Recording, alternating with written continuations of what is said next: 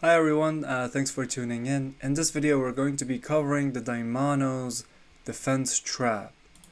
This is actually something that a lot of beginners play. A move like pawn f6 is actually not a very good move.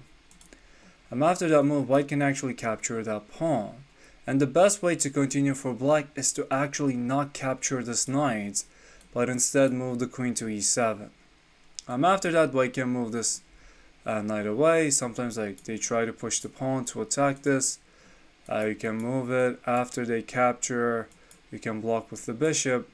And right now, even though material-wise it is equal, white actually has much more development compared to black.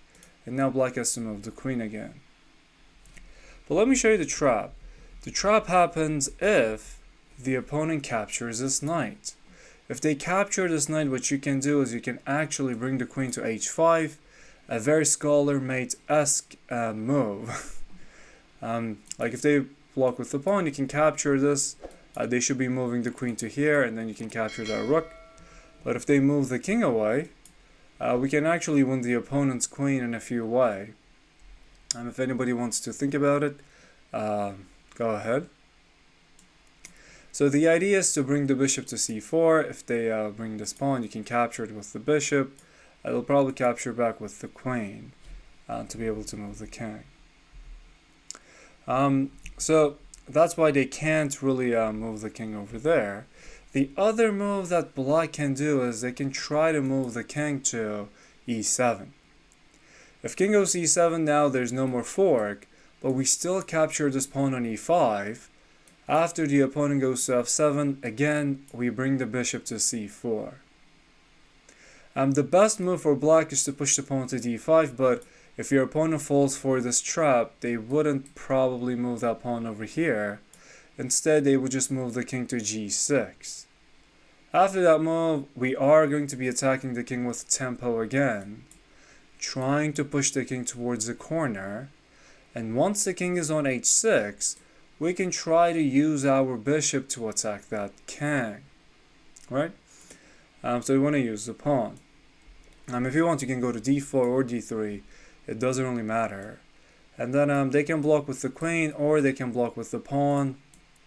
If they block with the pawn, you can try to capture it, but the problem is, after the queen captures, this is going to be not good for white. We do give up our advantage. We can capture that bishop, but we have the opportunity to do a checkmate. So if they block with the pawn, we are going to be doing what we call putting pressure on the pin piece, which is going to be pawn h4. After this move, there's not much black can do. For example, if black moves the king to g7, you can pause the video and try to find the checkmate in 2 moves right now. If you found it, excellent. If you haven't, that's also totally okay. Now, right now, what white wants to do is they want to bring the queen to f7 with tempo. After king goes to h6, we can capture the opponent's pawn, and this is going to be a double check. In a double check, the only way to get out of a check is to move the king, and the king cannot capture that pawn because of the bishop on c1. This is how white can win the game in 11 moves if black is not careful and they make that opening move mistake, pawn f6.